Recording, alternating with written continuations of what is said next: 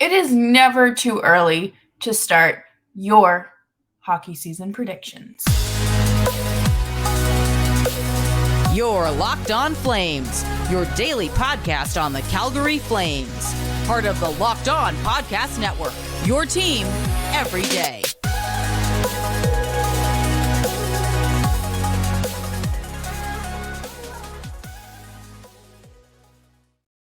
Hello, everyone, and welcome to today's episode of Locked On Flames. As always, I'm your host, Jess Belmosto, and I'm so excited to be here with you today. It is the 4th of July when you're probably listening to this, so happy 4th of July if you celebrate. If not, Canada, it is just another Tuesday for you. Hope you're having a good day. But today we are going to just talk about predictions, and we're going to start with the ones that are just out of this world, not happening, to ones that maybe could, are a little bit more reasonable. But before we do that, please make sure you are subscribed to Locked On Flames wherever you get your podcasts. We are available for free on all of your favorite platforms and on YouTube as well. Leave a 5-star review, review, and just say hi. We love to see it. So the thing about predictions is that I don't like doing them until like August, right? Because there's typically more of a roster built, there's less ambiguity, and you have some sort of idea of where your team is going. But right now, it is the exact opposite. It is July 3rd. We don't know what is going on with the Flames. We don't know if they're trading players, if they're extending players, if they are looking to make a splash at some point with a trade. And I think that's kind of the fun of this, because we are going to look back probably like less than 6 weeks, let's be honest, and just laugh. We are going to laugh because of how wrong I am. And that's okay. That's kind of like the beauty of all this. It's just fun. And I want to hear your predictions, bold, more likely to happen, or just any NHL prediction. Doesn't have to be related to the Flames. But my first one, this is the most out there. You would have to be very, very gullible, naive to believe this.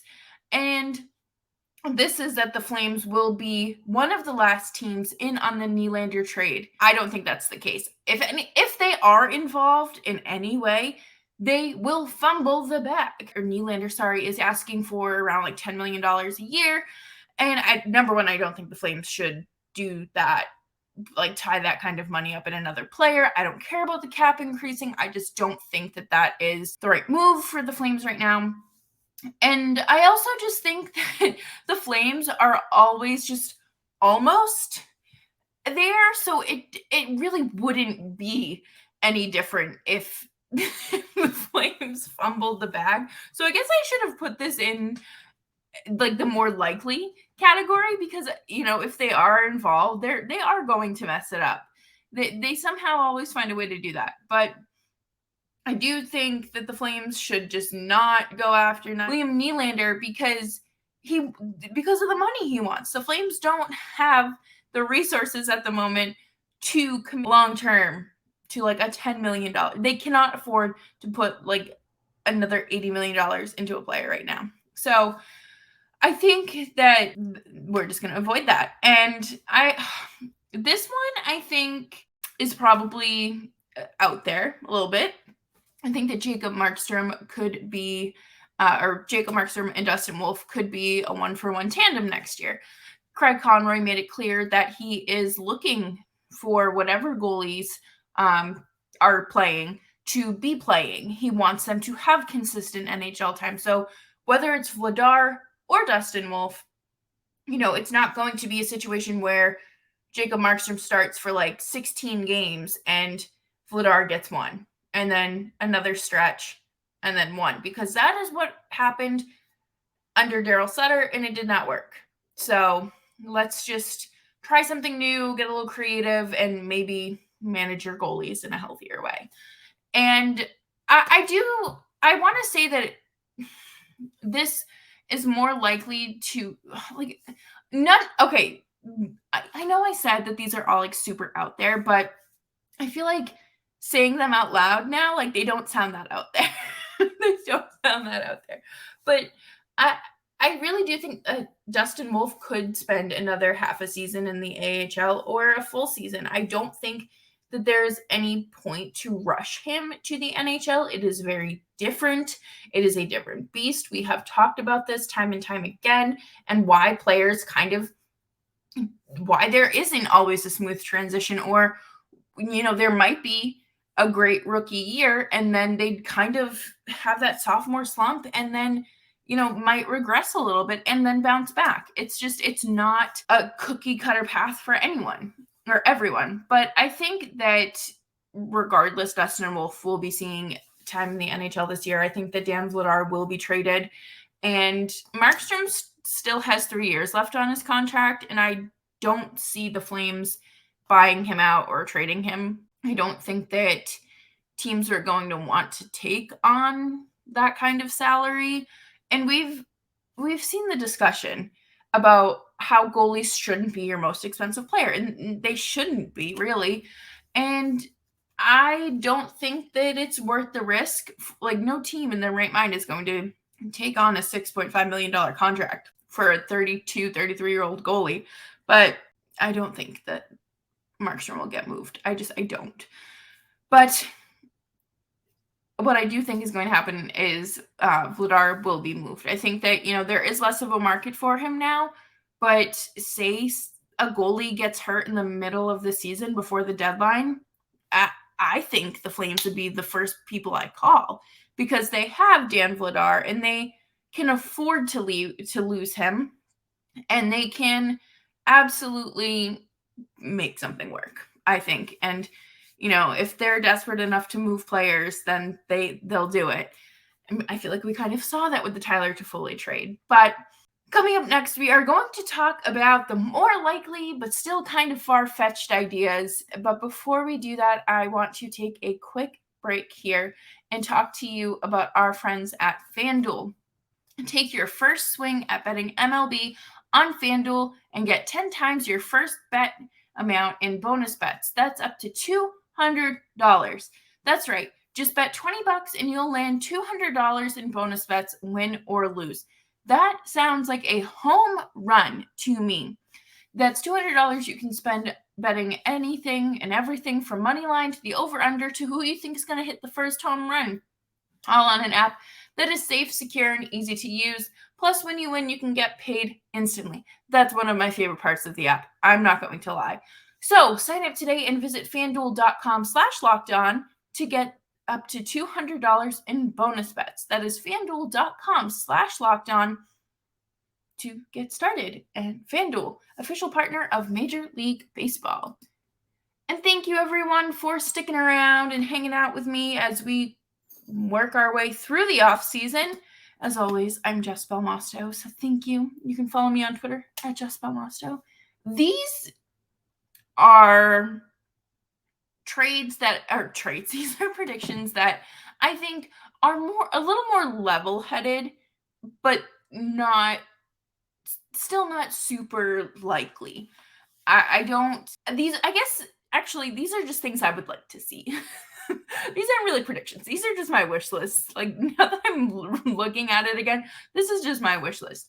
But with the cap implication and the vision for the Flames, this team is going to get a facelift. They're going to be younger. They're going to be, less experienced players, and they're going to be faster. They're going to be guys that actually have speed to them. And I think what's very exciting here is that you're getting players that can be molded. Like, there's still room in their development for the development and fixing and ironing out the kinks. And I don't think that anyone should kind of brush off any of these players that do make the jump. Again, I don't know how many times I'm going to say it this offseason, but if you're a regular listener, you're going to be sick of hearing me say it. The NHL is a different beast from the AHL, juniors, NCAA, like wherever you played before. It is not the same. There are guys that are double your age. There are guys that you quite literally grew up watching that are on the verge of retirement now. So it's all different skill level, and you do have to mold yourself into an NHL player.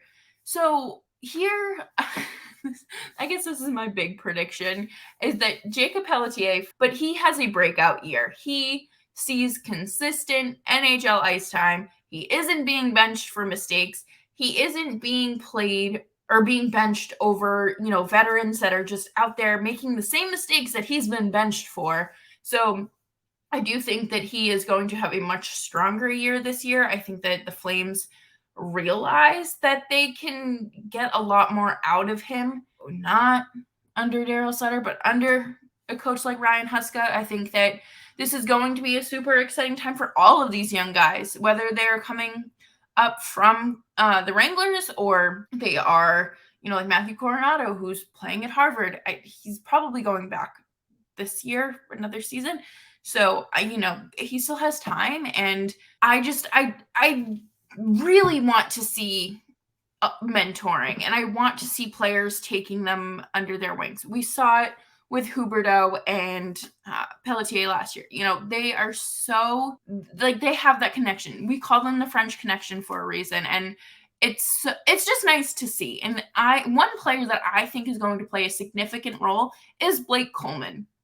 I think that Blake Coleman has the intangibles of a strong leader, and he has the qualities of a guy that you would want to learn from. He's a Stanley Cup champion. He is one of those guys that he's not very big. He is a U.S. born player. I believe he played right out of college to the NHL, I believe. So, he has had a different kind of path to the NHL, but he's still successful. He found success in Tampa after leaving Jersey, and he is in Calgary now, and it's a whole different ball game there. But, now that he's settled, I feel like he will have some sort of impact on these guys. I think it's hard to just sit there and try to, I don't want to say educate, because that sounds like, you're like kind of talking down to people. But when you're trying to mentor people and, it's not the best environment, it's hard. It's like when you're at a job and you're trying to train someone, but your boss is just kind of like hovering over you and just not allowing you to train and allowing this person to learn the way that they find helpful. So I don't know if that's the true, I'm just guessing, but I do feel like a lot of the players that are here, are returning players, are going to be the real leaders, and they're going to kind of emerge as leaders, and we're going to see more of that. I think that Rasmus Andersson is, again, going to show the perfect qualities of a future captain. Same with Mackenzie Weegar.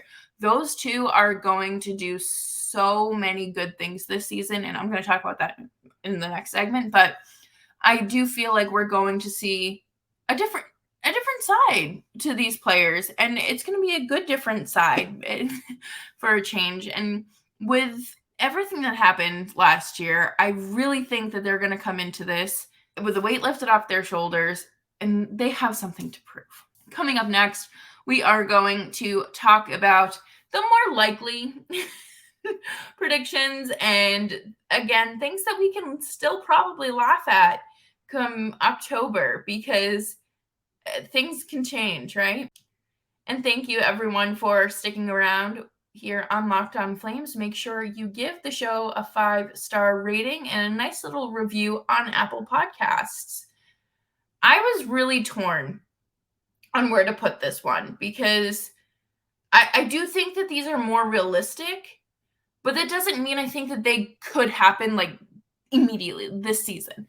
I think that these, again, this one in particular, isn't necessarily one that I'm like dead set on. I just think it's going to happen, probably this year or next year. But Rasmus Andersson is going to be an early candidate for the Norris Trophy. And when they start doing these silly little conversations like, oh, if the playoffs started today, or Norris Trophy watch in like November, I think that we will see Rasmus Andersson's name.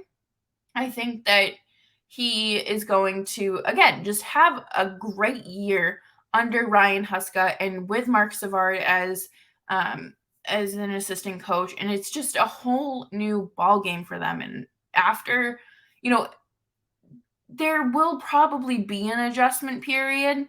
I don't think it's going to be, it should have been very dramatic to start the year last year, but we got false hope and then fell off the cliff. But if the season starts off slow, it's like normal.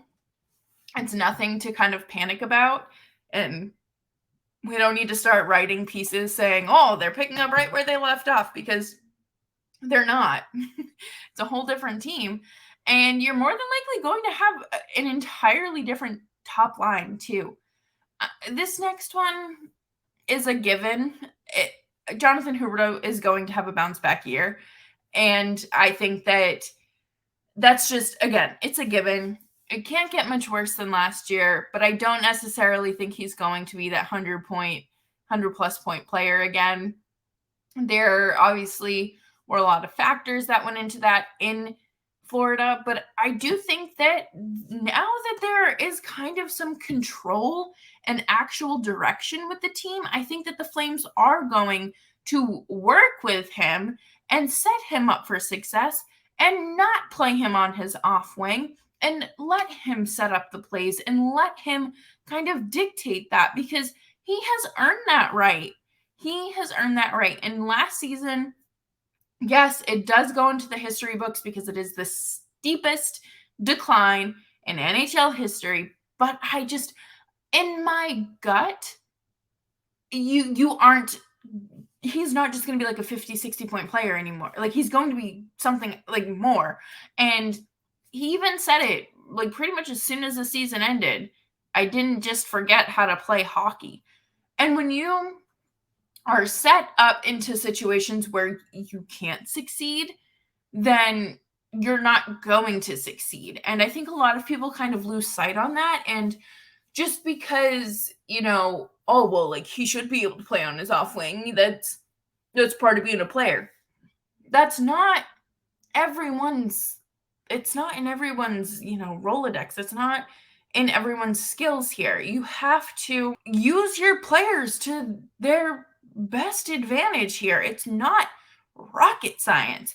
And I don't think that it would be fair to put Huberdeau in a situation where he isn't set up to succeed, which is why I'm shocked that they didn't go after Anthony Duclair and pursue him a little more aggressively.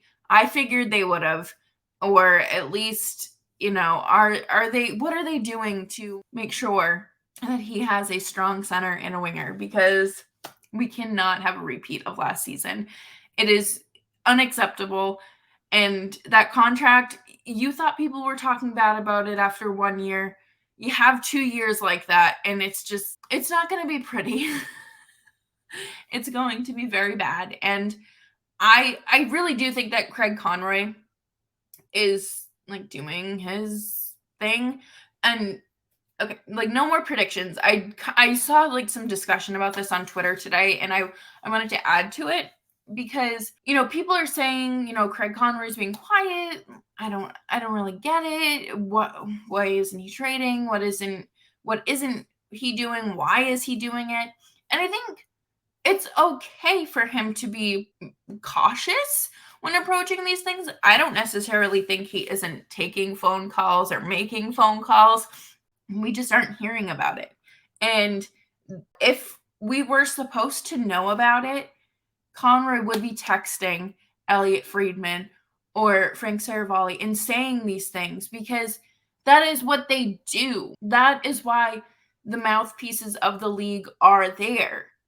They are just a mouthpiece. We will know something when we're supposed to know something. And I know that sounds very silly, and, well, how does that prove that he's a good GM? He's not letting us get excited.